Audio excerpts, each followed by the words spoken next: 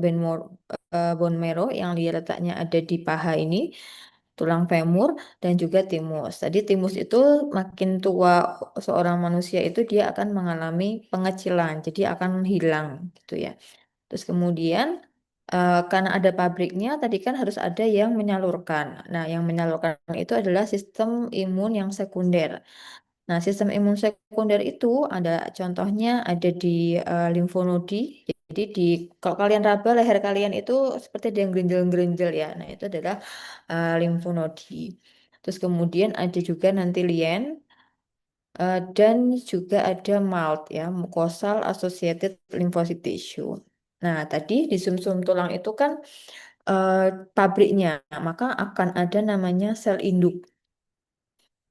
Sel induk itu adalah sel yang ini ya ibunya gitu ya. Jadi sel induk itu nanti dia akan menghasilkan dua sel anakan ya. Jadi akan ada dua sel, dia dua punya anak ya yang dia nanti limfoid precursor cell. Jadi nanti ini adalah menghasilkan diferensiasi dari limfosit.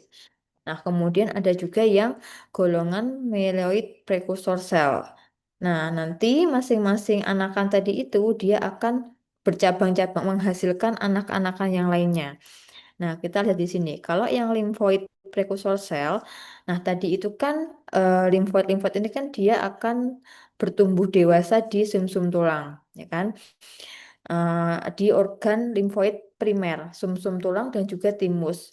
Nah, nanti dia akan dipecah nih pada limfosit yang sel T nanti akan tumbuh matang di timus. Sedangkan yang tetap tinggal di sumsum tulang itu adalah yang sel B. Ya, sel T itu nanti akan dibagi menjadi sel T sitotoksik dan sel T memori. Nah, nanti di kuliah-kuliah yang selanjutnya kita akan lebih membahas tentang masing-masing selnya ya. Yang penting kalian tahu bahwa sel-sel ini tuh dihasilkan pabriknya ada di sumsum tulang dan dia dewasa di timus dan juga ada juga yang di sumsum tulang. Nah, anakan yang kedua, yang myeloid precursor cell ini, nah dia nanti akan mempunyai diferensiasi, artinya diferensiasi itu dia akan membelah diri lagi menjadi tiga anakan. Ada yang disebut dengan mast cell, monosit, dan juga leukosit. Nah, nanti monosit jadi makrofag, leukosit ini nanti ada eosinofil, neutrofil, terus apalagi basofil. Nah, ini adalah masuk di PMN leukosit. Nah, sampai sini sudah jelas ya pembagian limfosit dan juga myeloid tadi itu ya. Oke.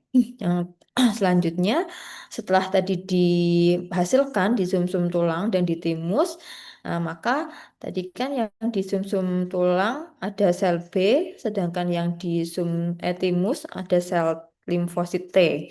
Nah, masing-masing sel-sel itu punya fungsi yang berbeda-beda. Ya, kalau limfosit B itu dia memiliki kemampuan dia bisa mengingat gitu ya. Jadi mengingat secara jelas. Nanti misalkan ada sel virus X masuk ke tubuh kita. Nah, nanti si limfosit B itu dia akan membuat antibodinya. Nah, ketika si virus X masuk lagi, maka sudah ada senjata untuk menyerang. Nah, ini tugasnya limfosit B untuk mengingat-ingat gitu. Kalau manusia itu kayak cewek ya, tugasnya dia mengingat-ingat kesalahan eh, apa? Kesalahan laki-laki. Nah, gitu ya. Jadi kalau yang dia memorinya kuat itu berarti limfosit B. Nah, kemudian ada juga kan tadi limfosit T. Limfosit T itu ada yang T helper, ada yang T sel sitotoksik, ada yang regulatory. Helper. Nah, helper itu berarti apa? Membantu. Berarti sel limfosit T yang tugasnya nanti membantu sel-sel radang itu untuk dimakan oleh sel. makrofag. Nah, makrofag kan tugasnya fagositosis. Tapi kan makrofag biar nggak salah makan, jangan-jangan nanti teman makan teman kan nggak bisa. Jadi harus yang dimakan itu memang virus gitu. Nah, tugasnya sel T helper ini dia itu oh ini loh yang harus kamu makan itu yang ini virus ini bukan makan teman sendiri gitu. Nah, itu fungsinya T cell helper untuk mempresentasikan kepada makrofag eh, apa yang mana nih yang sel yang sudah menangkap si virus tadi. Kemudian ada T sel sitotoksik. Nah, sitotoksik itu karena dia itu punya senjata, dia memiliki toksik ya. Jadi untuk virus-virus yang kuat, nah sel-sel T sitotoksik ini yang berperan. Ya, misalkan pada sel kanker gitu atau sel atau bakteri dengan tingkat infeksius yang tinggi gitu ya. Ada juga T sel regulatory. Nah, dia fungsinya adalah untuk memastikan bahwa sel-sel T itu bekerja sesuai dengan job desk-nya gitu ya. Nah, ini ya tadi uh, ini kalau tes tes sel tadi dia di timus untuk pendewasaannya, sedangkan yang B tetap di sumsum tulang.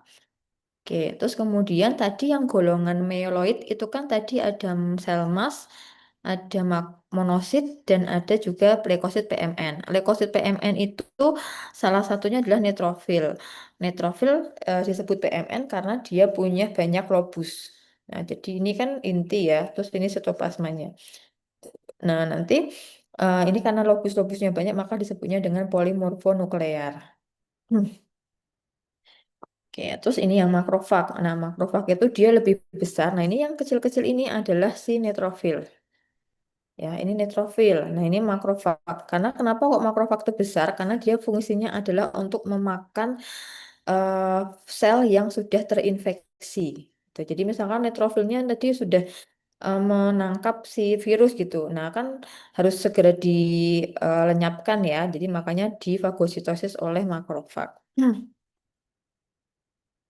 Nah, kemudian timus. Timus kan tadi salah satu organ limfoid primer ya, selain sumsum tulang. Timus itu letaknya ada di sini, ya di dekat dengan kelenjar tiroid. Ya, nah ini semakin lama nanti akan semakin menghilang. Kalau udah dewasa, kadang timusnya sudah nggak ada.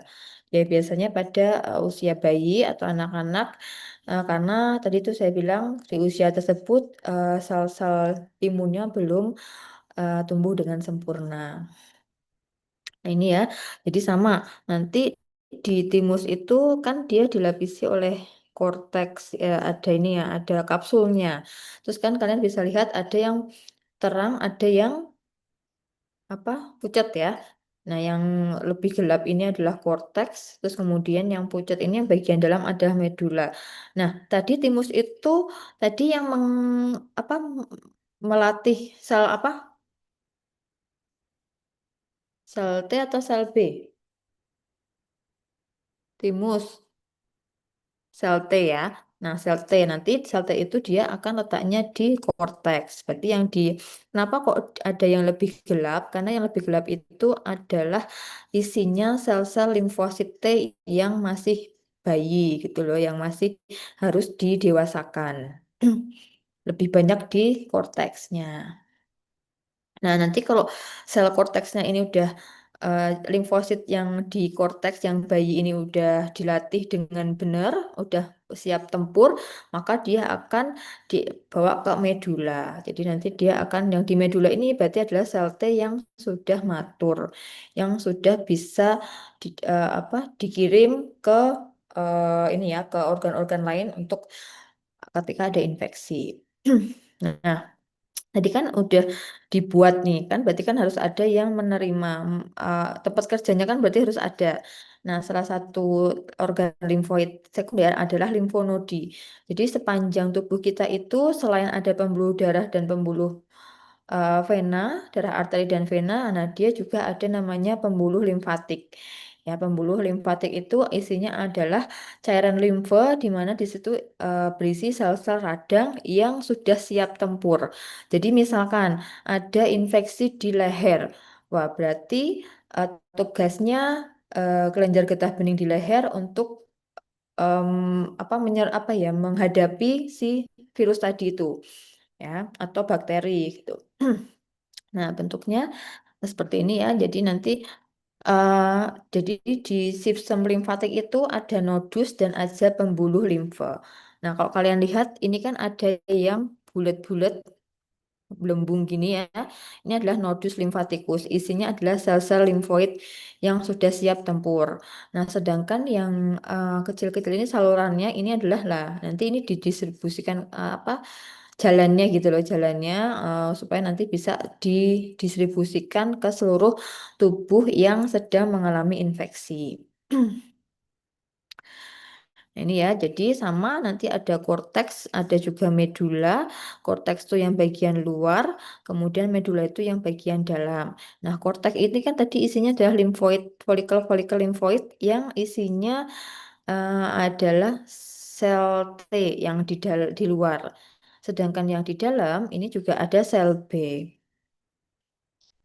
Nah, tadi kan aliran limfatik itu jadi dari kapillary limfe kan tadi yang bulat-bulat ini adalah nodus limfatikus tempat si limfosit yang sudah matur yang dihasilkan dari timus tadi itu apa ada di sini. Nah, ketika dibutuhkan maka dia akan di mana nih misalkan infeksinya ada di hidung, nah, maka dia akan melewati pembuluh limfe kecil terus kemudian ke besar. Nah, dia akan menuju ke organ yang sedang ada serangan virus misalkan.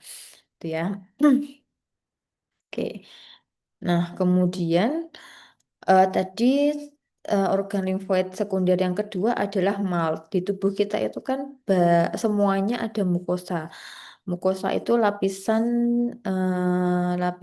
yang ada di suatu jaringan ya. Nah, lapisan mukosa itu ada di pencernaan, di pernafasan. Nah, coba kalau kalian lihat di mulut kalian itu kan ada yang di bagian pipi, bagian dalam itu kan ada namanya alus-alus ya. Nah, itu namanya adalah mukosa bukal, mukosa pipi.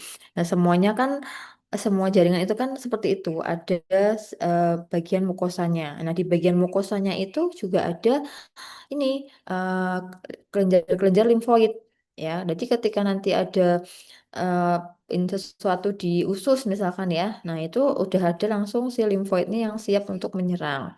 Ya, jadi ada pos-posnya tempat nanti sel-sel radang itu siap untuk bekerja gitu ya. Nah, kalau di orofaring namanya LALK, kalau di yang paling sering adalah di gaster ya, itu namanya GALT, terus kemudian nanti di bronkus namanya BALT. Nah, ini tinggal di anu ya, mukosa M-nya nanti diganti tergantung organnya mana. Associated lymph node. Nah, ini nanti bisa dibaca sendiri ya. Jadi kalau misalkan dia yang maltnya di tonsil atau di amandel, kan sering ya amandel itu kadang kenapa pada anak anak-anak itu sering membesar ya, karena tadi eh, salah satu sistem limfoid sekunder adalah tonsil. Nah, karena pada anak-anak itu sistem imunnya belum sempurna, jadi ketika ada infeksi itu maka tonsilnya akan lebih sering membesar. Nah, kalau di usus ada namanya pet sprayer. Nah, ini adalah contoh-contoh lokasi mukosa ya dengan fungsinya ya. Oke, terus yang selanjutnya adalah spleen atau lien ya. Nah, dia letaknya ada di dekat dengan lambung ya. Di lien itu di sebelah kiri ya. Nah, ini merupakan organ limfoid sekunder terbesar ya. Karena kan kalau yang primer cuman timus dan juga sumsum tulang.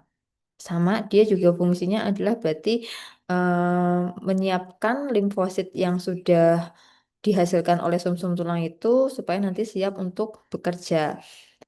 Oke, nanti dia dibagi menjadi sama, ada yang terang, ada yang gelap. Yang terang itu disebut dengan white pulpa, yang merah, yang itu disebut dengan pulpa merah.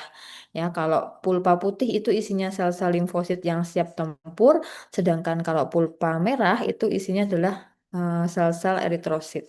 Tempat nanti keluarnya si limfosit itu. Ya, nanti ini bisa dihafalkan sendiri. Jadi intinya adalah lien itu berfungsi untuk filtrasi darah. Jadi menyerang tadi kalau ada bakteri yang masuk melewati darah, maka akan dihalau atau disaring sama si lien. Ya, selain itu tadi karena dia sebagai organ limfoid eh, juga sehingga menjadi tempat untuk si sel imun yang di situ. Menghasilkan limfosit B juga dan juga nanti tadi kan limfosit B karena dia berfungsi untuk sebagai sel memori. Ya, jadi tempat untuk sel B apa kalau dihasilkannya kan di sumsum tulang, tapi sel B itu dia akan eh, bukan sembunyi rumahnya ya, rumahnya itu di lien gitu. Nah, oke sampai sini ada yang mau ditanyakan nggak sebelum saya lanjut? Sudah jelas ya? Jadi tadi eh, sistem imun itu kan suatu sistem yang berfungsi untuk mempertahankan tubuh dari mikroorganisme atau zat-zat asing dari luar. Nah, sistem imun itu berarti kan dia punya organ-organ yang membantu supaya sistem imun itu bisa berjalan dengan baik ya. Organ-organ limfoid tadi ada yang primer, ada yang sekunder. Intinya kalau primer itu pabriknya, berarti dia yang menghasilkan. Sedangkan kalau sekunder itu berarti tempat ini ya, tempat kerjanya ya, berarti tempat distribusinya. Jadi dia tugasnya menampung limfosit-limfosit yang telah dihasilkan oleh sumsum tulang dan juga timus. Nah, kemudian klasifikasi dari sistem imun. Sistem imun itu dibagi menjadi dua. Sistem imun innate atau bawaan. Jadi yang kita tuh nggak ngapa-ngapain tuh Allah tuh udah ngasih gitu ya. Jadi itu adalah sistem imun yang bawaan. Ada juga sistem imun yang adaptif atau yang didapat. Ya, kalau bawaan itu pun sudah ada nih speknya. Berarti kan kalau misalkan kita beli sesuatu udah bawaan, berarti speknya biasanya gimana? Standar atau tinggi kualitasnya? Kalau bawaan itu berarti biasanya apa kualitas yang paling tinggi apa ya kalau di bawaan ya berarti ya udah yang penting kan standar ya. Kan kalau kalau bawaan itu kan berarti biasanya yang penting berfungsi dengan baik gitu kan. Kalau kalian misalkan kalian beli apa ya apa sih motor gitu ya, oh, bawaannya udah ada ini. Nah, berarti kan yang penting dia akan bisa berfungsi, motor itu bisa jalan dengan eh, bisa jalan aja gitu. Tapi kalau misalkan mau lebih canggih, berarti kan kalian harus menambah spare part kan. Nah, nanti yang menambah itu berarti yang adaptif. Nanti akan ada apa? Akan ada komponen-komponen yang membuat sistem imun itu menjadi lebih canggih gitu loh.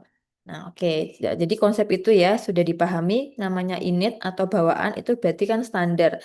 Dia nggak spesifik, dia nggak punya alat yang canggih untuk bisa melawan si virus dan teman-temannya. Nah, karena fungsinya apa? Sesuai fungsinya. Karena sistem bawaannya ini fungsinya adalah untuk sebagai garda depan ketika ada sesuatu yang menyerang. Ya, jadi penting ono dulu gitu loh. Nah, jadi biar tubuh kita tuh tidak kelabakan ketika ada sesuatu benda asing yang masuk, maka harus ada sistem imun yang standar dulu gitu kan. Nah, jadi itu adalah sistem imun bawaan atau innate gitu ya. Nah, nanti innate itu kalau misalkan sesuatu yang benda asing itu masuk, maka akan pertama kali garda depannya adalah si innate apa sistem imun bawaan gitu ya. Tapi kalau sistem imun bawaannya ini nggak mempan, nggak bisa untuk menghadapi si em, bakteri atau virus atau apapun itu, maka dia butuh senjata tambahan. Nah, senjata tambahannya itu adalah nanti sistem adaptif ya. Oke, sampai sini paham ya. Walaupun ini gambarnya kayaknya mumet ya, banyak banget gitu. Ini opo gitu kan. Cuman yang paling penting itu dulu. Jadi bahwa apa sistem imun bawaan itu yang pertama kali akan berespon ketika ada sesuatu yang asing ya. Karena dia bawaan Jadi dia non spesifik. Jadi yang penting semuanya diserang dulu gitu. Dihadapi dulu gitu. Oke, oke sampai sini ya. Kita lanjut. eh Nah, jadi tadi ya sistem imun bawaan merupakan sistem imun yang berperan sebagai garda depan. Ya, dia karena semuanya dilawan, maka dia non spesifik. Dia tidak spesifik untuk bisa menghalau, misalkan nih yang dia nggak punya kekuatan untuk aku cuman bisa nih menghalau si virus. Oh nggak bisa. Jadi semuanya itu akan dia hadapi, gitu kan? Nah, apa aja yang termasuk dalam sistem imun bawaan? Yang pertama adalah physical barrier. Ya. Jadi em, barrier itu berarti yang pertama kali ya. Berarti misalkan kalau kita yang paling dekat dengan luka adalah kulit, ya kan? Kulit itu pokoknya apa namanya tamengnya dulu, ya. Nah, karena di kulit itu dia ada epitel-epitel, di mana epitel-epitel itu dia fungsinya untuk mencegah kerusakan lebih lanjut. Misalkan kalau kalian pernah nggak tergores gitu, kegores, pernah ya? Pernah juga nggak kalau ketusuk lebih dalam? Pernah ya? Nah, kalau kegores pasti terus 3 hari setelah itu udah sembuh kayak nggak ada apa-apa kan? Jadi kayak maksudnya nggak ada bekas lukanya. Nah, karena yang berperan di situ adalah sistem imun yang barrier physical barrier itu. Jadi kulitnya itu dia akan regenerasi lebih cepat gitu. Nah, nanti kalau misalkan lebih luas lukanya, maka dibutuhkan tambahan tenaga ya. Tambahan tenaga itu apa? Adalah sel-sel radang. Ya, sel-sel radang tadi sudah disebutkan ya, ada neutrofil, ada eosinofil, ada monosit, makrofag yang itu letaknya ada di eh, setelah epitel, setelah kulit itu kan ada tadi pembuluh darah ya. Jadi itu di situ tempat sel-sel radang itu. Selain itu juga ada molekul signaling. Jadi ketika nanti si pertama kan udah epitelnya udah nggak mempan, maka sel-sel radangnya akan bergerak gitu ya, akan eh, membantu. Kalau nggak mempan lagi, maka butuh bantuan. Nah, butuh bantuan itu si sel-sel radang itu dia akan menghasilkan suatu sinyal supaya sel-sel adaptif nanti itu bisa membantu. Ya, oke. Nah, contohnya apa yang termasuk dalam physical barrier atau barrier itu apa ya, Dek? Eh, barrier itu apa sih bahasa Indonesianya? Jadi seperti penghalang penghalang secara fisik gitu ya. Jadi bisa kulit, kalau di kulit itu ada yang disebut dengan eh, selaput lendir atau misalkan di hidung. Di hidung itu kan kalian suka ada pilek ya. Kalau pilek terus kemudian ada debu gitu, suka ada keluar upil ya. Jadi upil itu adalah kombinasi produk yang dihasilkan oleh selaput lendir hidung karena menghalau debu-debu yang masuk. Ya, debu-debu kan termasuk sesuatu yang asing buat tubuh kita ya. Nah, jadi sehingga harus jangan sampai terlalu banyak yang masuk, maka dihalau oleh bulu-bulu rambut gitu. Nah, ada juga kelenjar air mata. Nah, kalau kalian kena debu, suka berair nggak? Kayak nangis kan? Nah, karena kan itu adalah suatu fungsi tubuh untuk mengeluarkan debunya tadi itu. Nah, debu itu kan sesuatu yang benda asing buat tubuh ya. Sehingga supaya nanti nggak mencelakai tubuh kita, maka harus dikeluarkan. Nah, dikeluarkan dengan air mata atau juga air liur gitu. Misalkan kalian apa kan kadang di tubuh apa di tubuh makan sesuatu yang nggak sehat gitu ya. Misalkan mah habis jajan cilok di pinggir jalan gitu. Nah, pasti kan ada kuman-kumannya di situ. Nah, itu air liur, fungsi air liur di mulut kita itu salah satunya adalah untuk membantu menetralkan mikroba supaya nanti ketika masuk ke dalam saluran pencernaan tuh mikrobanya udah nggak aktif sehingga tidak menimbulkan penyakit. Tapi pada kondisi imun yang turun, kadang kita suka diare. Kalau habis makan sesuatu, misalnya kemarin habis makan aku nggak diare, tapi kok sekarang diare ya? Nah kan kadang suka kayak gitu ya. Nah karena sistem imunnya sudah nggak bagus sehingga tidak optimal untuk menghalangi bakteri yang masuk. Nah kalau di otak itu juga ada namanya eh, cairan ya LCS itu juga fungsinya adalah untuk em, menghalau. virus atau bakteri. Makanya di otak itu sifatnya steril. Kalau ada virus atau bakteri yang masuk, nah, ini akan menyebabkan penurunan kesadaran. Oke. Nah, tadi kan sudah ada si barrier fisikalnya, terus kemudian ada sel-selnya, sel-sel radangnya yang bertugas untuk membantu eh, apa ini dalam sistem imun bawaan. Ini ya, ini tadi sinyal-sinyalnya ini wis nggak usah dihafalin ya, bikin mumet ya. Intinya adalah eh, di tubuh kita itu tuh punya suatu mekanisme yang namanya sitokin, interleukin, dan interferon yang fungsinya itu dia itu sebagai kode pesan gitu. Jadi misalkan nih aku lagi butuh bantuan di sini. Nah kalau kalian kan kadang kalau mau butuh bantuan pesannya pakai apa? Pakai WA kan? Nah itu sama. Jadi kalau sel-sel ini kalau dia butuh bantuan lebih banyak sel-sel lainnya, maka dia akan mengeluarkan pesan. Nah, pesannya itu dalam bentuk sitokin, interleukin, dan interferon. Ya, itu ya, sampai sini paham? Sudah, anu ya, bisa diterima? Oke, kita lanjut. Nah, sitokin ini merupakan suatu protein yang dihasilkan oleh respon antimikroba. Jadi kalau virus masuk, dia itu kan, virus itu juga punya sistem imun, supaya dia nggak diserang oleh tubuh kita. Ya. Jadi dia juga punya senjata. Nah, ketika senjatanya itu dikeluarkan, senjata dari bakteri itu dikeluarkan, maka sitokin ini akan menangkap sinyal, oh ini ada senjata yang bukan milik kita, gitu kan. Oh ini harus segera dibunuh gitu ya, harus segera dihilangkan. Nah itu adalah fungsi si sitokin itu, dia akan menangkap sinyal-sinyal atau misalkan sel-sel neutrofil. Neutrofil tadi kan sel radang yang fungsinya sebagai garda depan. Kalau neutrofilnya, aku neutrofil aku udah nggak sanggup ini virusnya terlalu kuat gitu kan. Nah dia akan mengeluarkan pesan yang diterima oleh sitokin. Nah, sitokin ini nanti, nah sitokin ini ada macam-macam, ada banyak apa tipenya.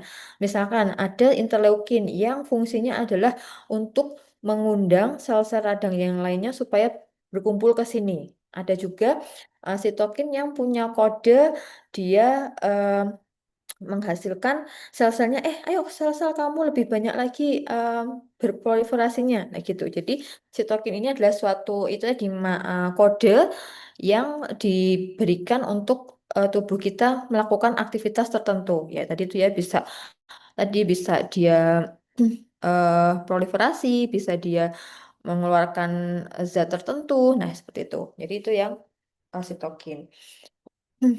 Nah, ini ada apa suatu skematik gambar ya. Nanti moga-moga bisa lebih kebayang gitu. Nah, ini contohnya ya. eh ini ada suatu sel yang sehat. Nah, yang warnanya ada tiga ini adalah sel yang sehat. Terus tiba-tiba ada sel dari luar yang masuk. Nah, contohnya ini adalah virus gitu ya. Ada bakteri yang masuk. Nah, yang set ini kan dia akan mendeteksi, ini kok ada anu ya, ada ya yang nggak normal deh kayaknya ini bukan teman kita deh gitu kan. Terus habis itu, terus kan si sel-sel sehatnya tadi itu kan dia akan akan bilang ke misalkan ke yang lainnya, iya iya benar-benar. Nah, maka akan dideteksi oleh si sitokin tadi. Oh iya benar. Oh ini ada sel yang nggak normal gitu kan. Ayo, kita undang-undang teman-teman kita untuk mengeradikasi ini gitu. Nah, makanya sitokin dan simokin itu akan dikeluarkan. Nah, tadi itu tergantung fungsinya. Nah, ada yang mengaktifkan apa mengaktifkan sel imun. Ayo sel imun, ayo bangun. Ini ada yang menyerang gitu ya. Terus kemudian ada juga yang wah ini sel misalkan yang masuk itu banyak. Wah ini perlu bala bantuan nih. Ada 5 orang. Berarti ini paling nggak tentaranya harus ada gitu ya. Jadi si simokin dan sitokin itu dia mengeluarkan sinyal yang intinya membuat sel-sel radang itu menjadi apa menjadi bangun, menjadi bisa melawan si sel yang abnormal tadi. Itu ya. Nah, terus kemudian nggak bisa. Kemudian setelah semuanya berkumpul nih, nah ini ada si ini kan tadi sitokin ya. Nah, ada semokin, terus kemudian ada sel-sel inflamasi, tadi ada molekul, ada yang bilang ada kumpulan dari molekul-molekul tertentu gitu ya. Ada yang molekul imun. Nah, dia akan menyerang si sel yang tadi mencurigakan. Ya, sel-sel ini akan dibunuh gitu ya. Dibunuh, nah, pokoknya rebutan dibunuh untuk supaya tidak tambah kemana-mana. Karena kan fungsi eh, pun juga dia akan berproliferasi. Virus bakteri itu juga punya kemampuan untuk bertambah banyak. Itu ya. Jadi kalau segera dieradikasi maka akan bertambah banyak.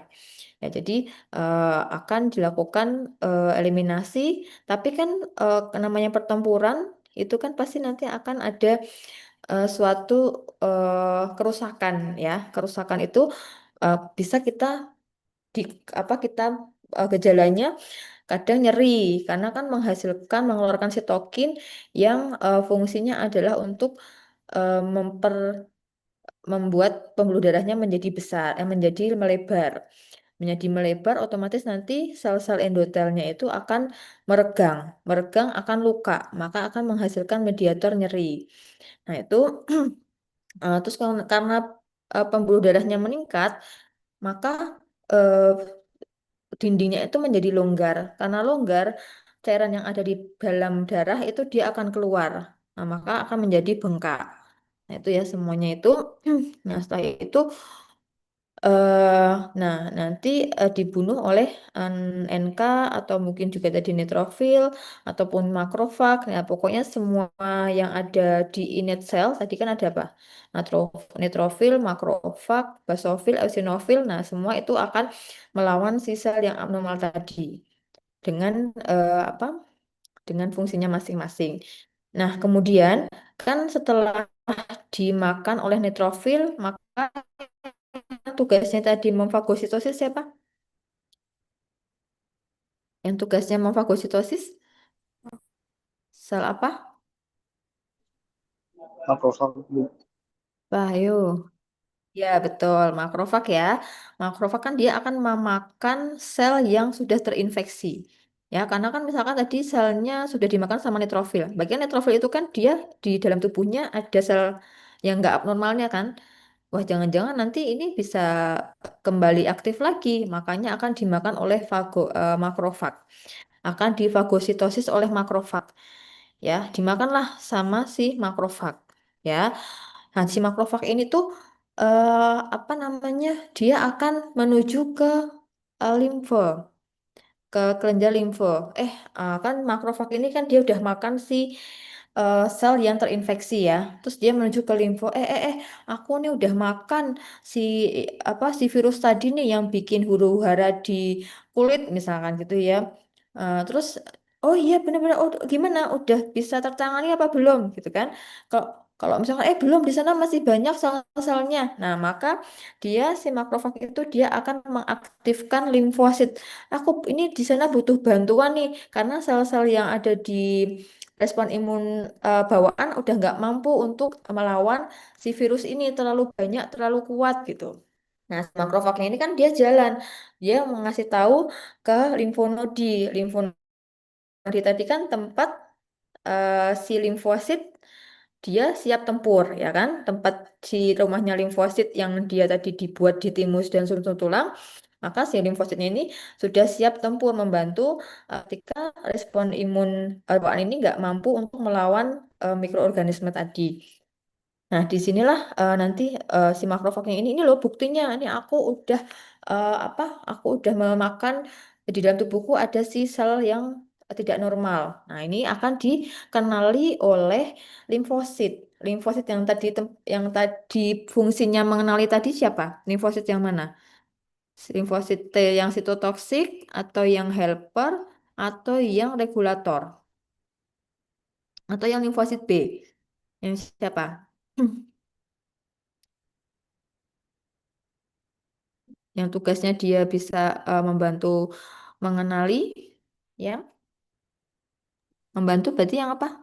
Helper Ibu. Iya betul, helper ya. Jadi limfosit T helpernya dia ini dia bisa mendeteksi, oh benar ini makrofag ini dia ada kumannya nih di sini gitu kan. Terus kemudian baru nanti dia bilang ke limfosit B, oh yaudah yuk kita bantu tolong. Nah nanti limfosit B ini karena dia sudah apa? Dia akan aktif dan dia akan membuat antibodi ya. Ini nanti ya. Nah antibodi yang fungsinya untuk mengenali ketika nanti virus yang sama itu datang lagi. Nah, jadi nanti masuk ke adaptif itu yang berperan adalah limfosit, limfosit T dan limfosit B, gitu ya. Kalau kita ngomongin tipe respon imun adaptif, berarti kita ngomonginnya limfosit A, limfosit T sama limfosit B, gitu ya. Oke. Nah, terus tadi setelah udah selesai nih adaptifnya kan, oh kan tadi nih udah omong-omongan ya, udah ngobrol. Oh iya, oke, kita bantu ya. Gimana? Kalau tadi belum berhasil mengeradikasi, maka limfosita itu dia akan berjalan ke arah tadi organ yang mengalami kelainan. Ya, dia akan membantu untuk kan limfosita itu kan dia adaptif spesifik. Jadi dia sudah di eh, dilatih dan dibekali senjata ya di senjata. Jadi nanti tergantung kalau misalkan itu virus maka yang akan bergerak adalah sel T sitotoksik ya CD4 dan CD8. Tapi kalau misalkan nanti yang lainnya sel kanker nanti beda lagi gitu. Jadi maka akan apa dihalolah si eh, tadi di si bakterinya nanti akan di eh, makan oleh limfosit ya dan limfosit B juga akan menandai mengambil mengambil sebagian molekul dari virus tadi atau bakteri tadi sehingga ketika nanti virus atau bakteri yang sama masuk lagi ke dalam tubuh kita maka sudah bisa menghasilkan antibodi yang langsung bisa menyerang secara langsung gitu. Gitu ya. Oke, sampai sini masih ada yang bingung nggak bedanya bawaan dan juga adaptif? Ya, ini harus dipahami dulu. Kalau ada yang masih bingung, tanya. Karena pertemuan selanjutnya, ini kalau ini nggak paham, nanti nggak lagi di pertemuan 2 dan 3. Oke. Nanti ini PPT-nya akan saya share, jadi nggak apa-apa, tenang aja. Yang penting mendengarkan dan memahami penjelasan ya. Nanti kalau ada yang nggak paham, langsung tanya. Boleh ada yang udah ada yang di belum belum ya. Oke. Oke, kita lanjut ya. Jadi kalau ada pertanyaan seperti ini, apa bedanya sistem imun adaptif dan juga eh, bawaan? Siapa yang mau mencoba menjawab? Saya boleh Bu, Ya boleh. untuk Siapa namanya? adaptif Muhammad Wildan. Oke, Marilyn ya. Gimana kalau adaptif? Untuk yang adaptif itu memiliki sistem imun yang memiliki memori yang dia akan belajar seiring waktu. Hmm, Berapa menyerang patogen atau bakteri atau virus yang spesifik bergerak dengan lambat. hmm, Adapun yang alami atau inet hmm. bergerak cepat, non spesifik tanpa memori dan bahan dari lahir. Ya, betul ya, sudah sangat tepat. Jadi perbedaannya adalah tadi betul ya. Jadi kalau bawaan itu dia karena dia respon cepat, jadi harus dalam waktu menit sampai jam. Sedangkan adaptif, nah itu biasanya lama gitu ya. Terus kemudian yang karena dia cepat, maka dia nggak ingat cepat-cepat aja gitu kan. Jadi dia nggak ingat dia tidak memiliki memori imun. Sedangkan kalau adaptif, nah karena dia lebih lama, maka dia akan ingat. Coba kalau kalian ketemu kenal sama teman kalian cuma 2 detik kira-kira inget nggak? Nah, terus ada yang kenalnya udah seminggu. Nah, kira-kira lebih inget yang mana? Yang seminggu ya. Nah, jadi sama kayak gitu. Jadi respon imun kalau yang alami itu ya dia cepat, makanya nggak ada yang mengingat memorinya. Kemudian tadi efektivitasnya benar karena dia cepat-cepat maka dia tidak spesifik dan kekuatannya terbatas. Sedangkan yang adaptif karena memang dia itu kan tadi pembentukannya aja sudah sangat effort ya. Jadi dia ditempa di mana-mana di sumsum tulang, dikasih senjata khusus, maka dia lebih spesifik dan efektif atau spesifik untuk agen tertentu. Ya.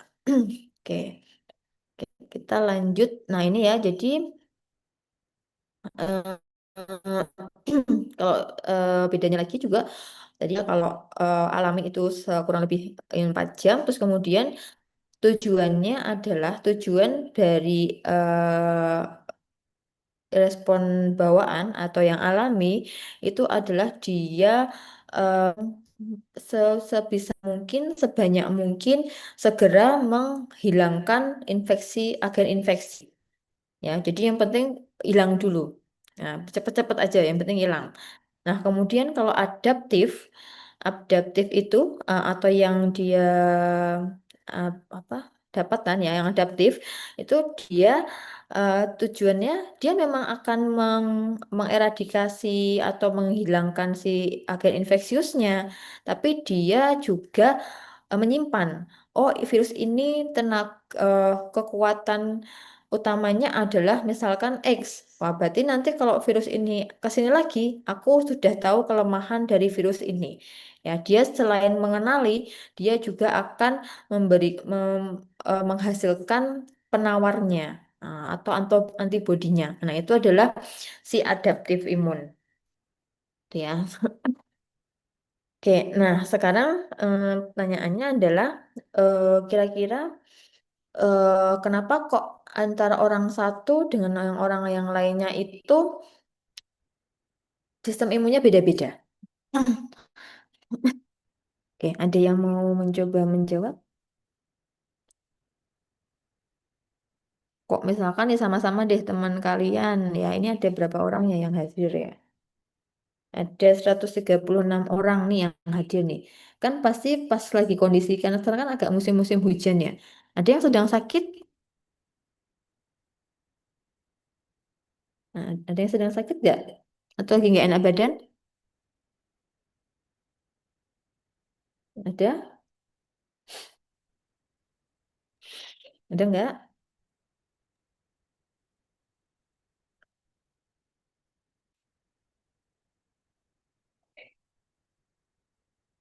Nanti pakai laptop aja deh. Laptop aja deh. Oke, maaf ya. Nah, Eh,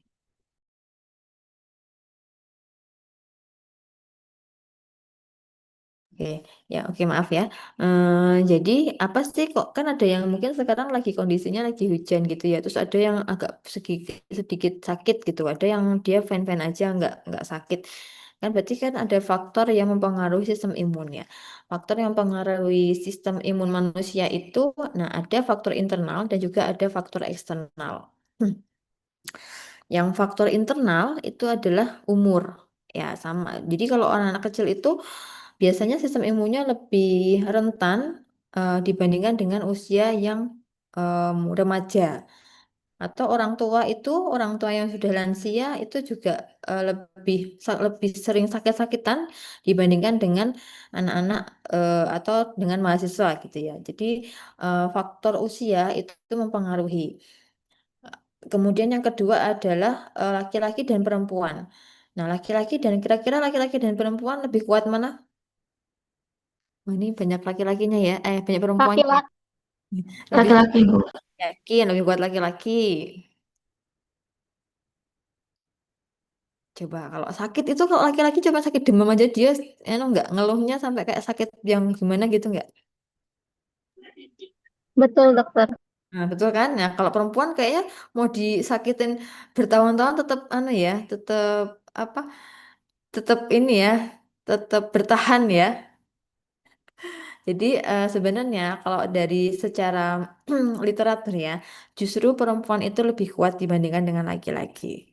Kenapa? Karena perempuan itu dia mempunyai hormon estrogen. Hormon estrogen itu adalah hormon yang uh, dia tuh the power of hormone ya pada pada perempuan. Jadi kadang kita tuh coba kalau perempuan ini bukan diskriminatif ya bagi laki-laki jangan merasa terdiskriminasi ya. Jadi intinya apa namanya? Jadi kenapa juga Allah itu apa ya mengamanahkan hamil itu untuk perempuan ya kan karena tadi tuh secara imunologi secara imun perempuan itu mempunyai hormon estrogen yang eh, apa ya memberikan ketahanan yang lebih dibandingkan dengan laki-laki yang tidak memiliki hormon estrogen tuh. Terus kemudian genetik, jadi ada beberapa penyakit yang dia bisa menyebabkan gangguan fungsi imun ya. Terus kemudian kalau yang komorbid itu contohnya pada orang sama-sama orang usianya 30 tahun atau 40 tahun. Tapi yang satu punya diabetes mellitus, yang satunya enggak. Nah, berarti itu adalah komorbid. Orang yang memiliki diabetes mellitus itu memiliki sistem imun yang lebih rentan dibandingkan orang yang tidak memiliki penyakit. Nah, sama-sama padahal umurnya 30 tahun ya. Nah, itu yang komorbid ya. Terus kemudian juga bisa waktu pas dia eh, di apa waktu pas masih di bayi gitu ya pas lagi bayi mungkin ada beberapa yang nah ini yang saya garis bawahi mungkin adalah breastfeeding ya.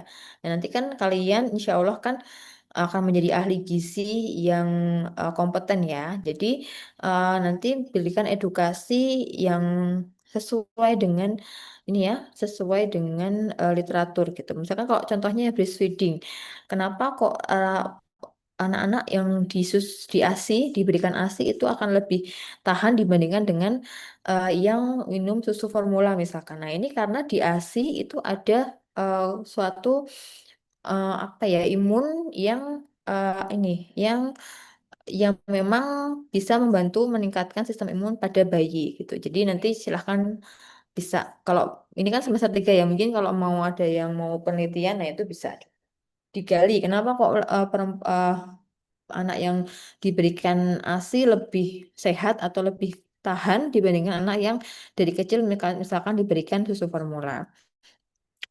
Terus berat badan bayi lahir, ya, bayi yang lahirnya normal itu juga pasti akan memiliki sistem imun yang lebih bagus dibandingkan bayi yang lahirnya prematur. Apalagi yang cukup bulan, misalkan yang harusnya dilahirkan pada usia 8 bulan, 9 bulan ya.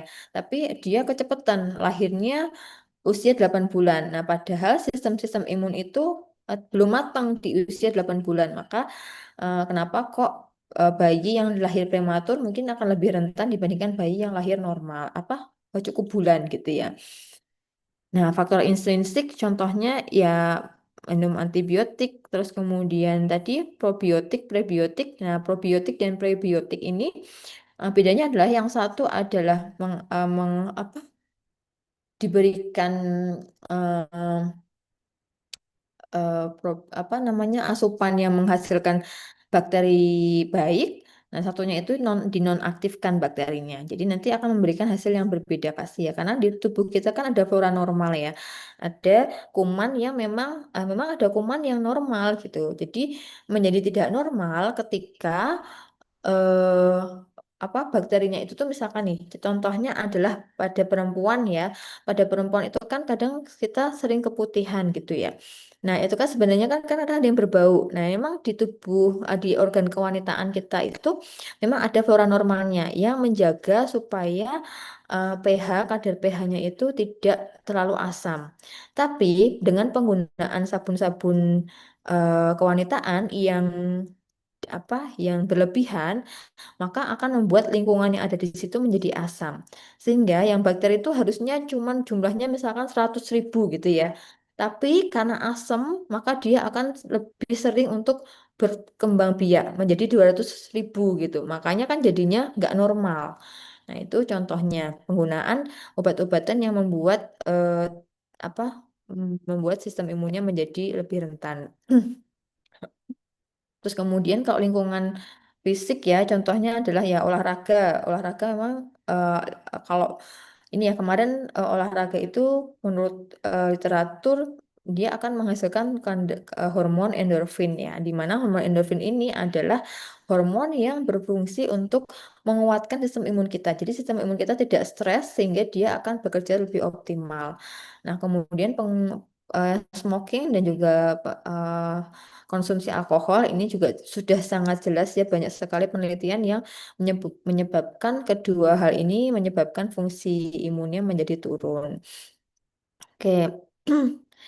Kemudian mungkin yang berkaitan dengan kalian adalah nanti nutrisi, faktor nutrisi. Nanti faktor nutrisi ini ternyata loh ada pengaruh yang sangat signifikan untuk meningkatkan respon imun atau sistem imunitas kita.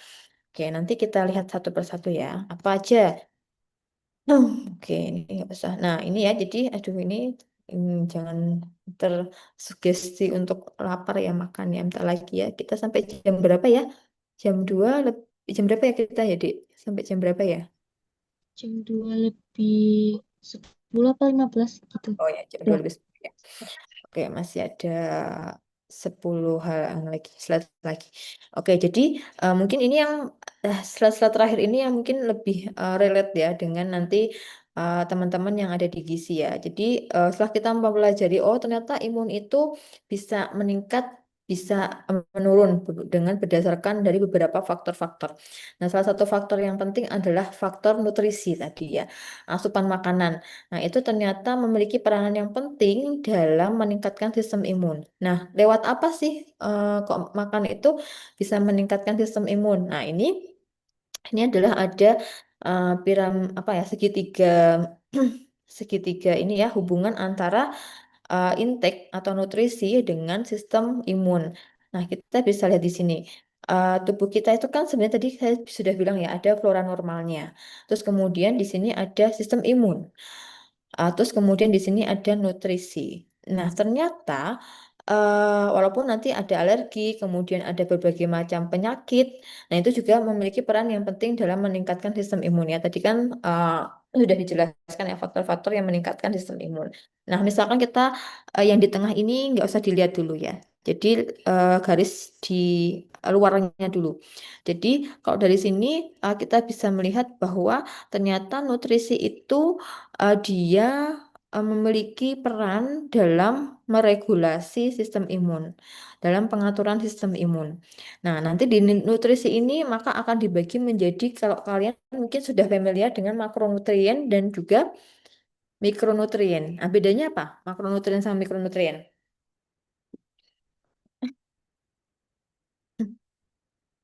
Ada yang mau menjawab makronutrien dan mikronutrien bedanya?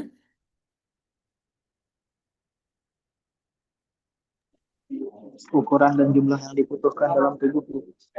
Oke, kalau makronutrien gimana?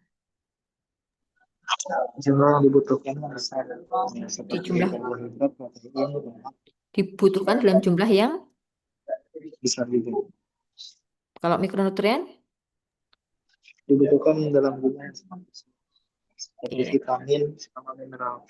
Oke, jadi nah nutrisi ini dibagi menjadi ya, Wildan sudah tepat. Jadi memang makronutrien dan mikronutrien itu berdasarkan dari kebutuhannya. Jadi kalau makro berarti kan besar, maka dia fungsinya vital sehingga dibutuhkan dalam jumlah yang cukup banyak gitu. Sedangkan kalau mikronutrien itu dia sebagai penyokong atau pendukung. Jadi penting juga, tapi biasanya tidak dibutuhkan dalam jumlah yang banyak gitu ya.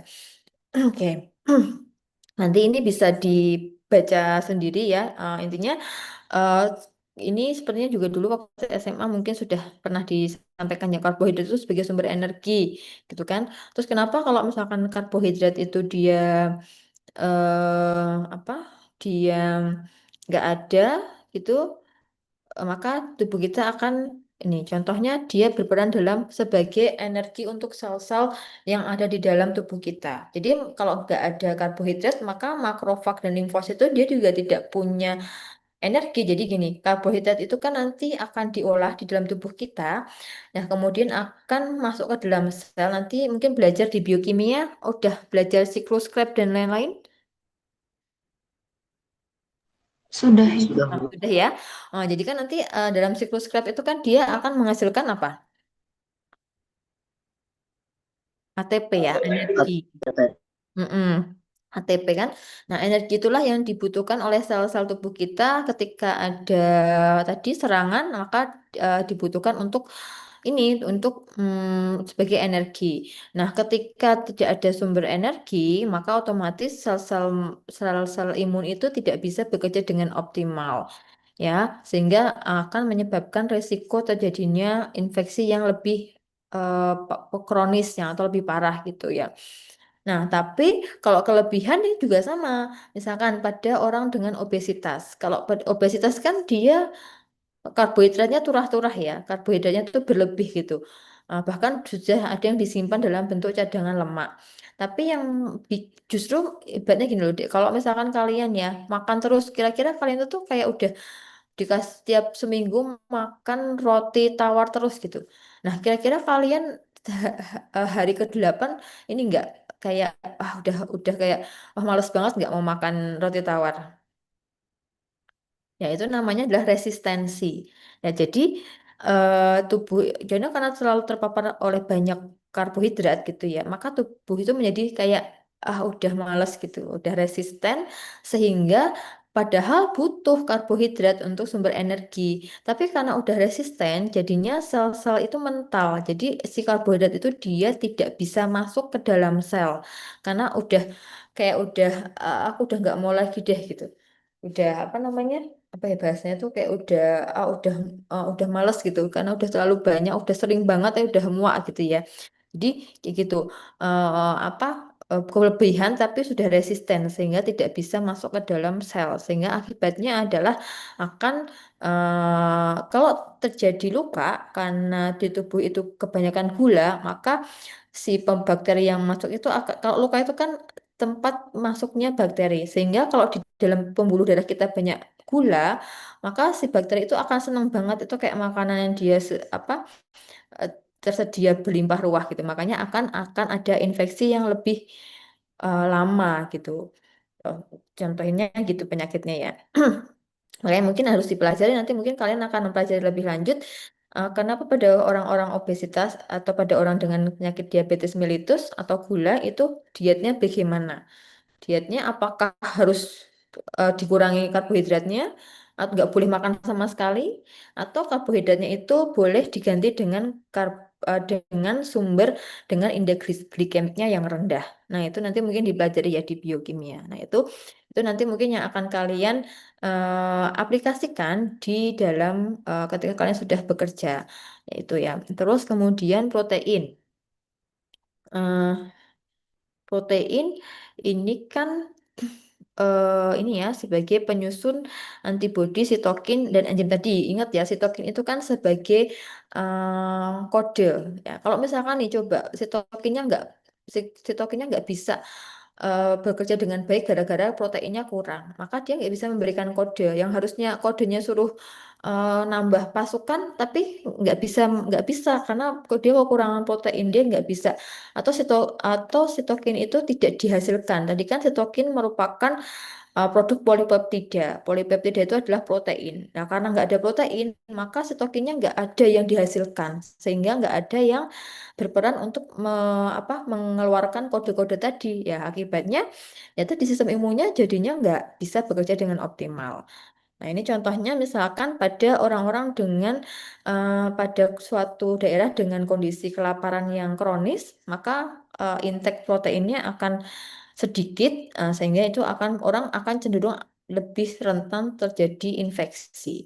Nah, nanti mungkin implikasi kalian di klinisnya adalah pada orang-orang dengan eh, apa malnutrisi itu misalkan pada ini ya kalau di daerah-daerah mungkin terpencil itu anak-anaknya masih banyak yang mengalami gizi buruk. Nah, ini nanti apa nih yang harus kalian lakukan nanti ketika menjadi seorang praktisi gizi ya. Oke.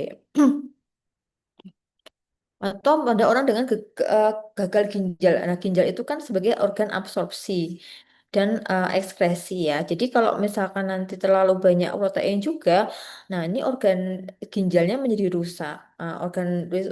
Ginjalnya rusak maka akan menyebabkan gangguan yang lebih sistemik ya. Nah, nanti ini nanti bisa menjadi apa? Ini ya, kalian kembangkan lagi gitu. Oke, terus kemudian udah kayaknya udah habis ya. Oh, oke. Terus kemudian untuk ini yang lemak ya, lemak juga sama. Lemak-lemak itu kan dia fungsinya adalah untuk memodulasi inflamasi. Jadi ketika terjadi kekurangan pada lemak, maka akan terhambat nih fungsi sel T dan sel B. Nah, padahal fungsi sel T tadi itu kan sebagai respon imun adaptif, sebagai respon terakhir ketika sel imun innate itu tidak bisa menghalau zat atau mikroorganisme asing.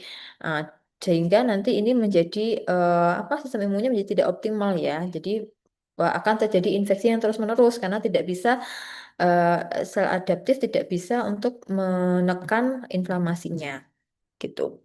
Sepertinya ini aku ada yang Oke, sampai sini ada yang mau ditanyakan sebelumnya sebentar. Kayaknya ini ada slide yang ke ini tak coba cari lagi ya. Kayaknya harusnya ada lagi slide-nya. Oke, sambil saya mencari slide-nya, apakah ada yang mau ditanyakan sampai sini?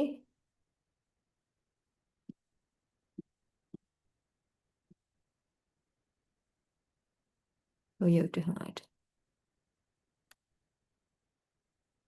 Oke, udah sebetulnya udah. Oh. Ada lagi yang mau didiskusikan? Ini masih ada waktu sekitar 20 menit. Kayaknya ada yang ke skip deh. Bentar ya, coba tak cari lagi ya. Oke. Oke, sebelum sambil saya cari-cari, ada yang mau ditanyakan nggak sampai sini?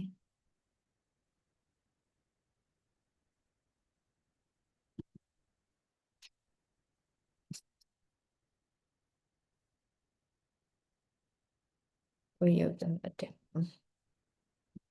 Oke, oke. Ada lagi yang mau didiskusikan? Coba.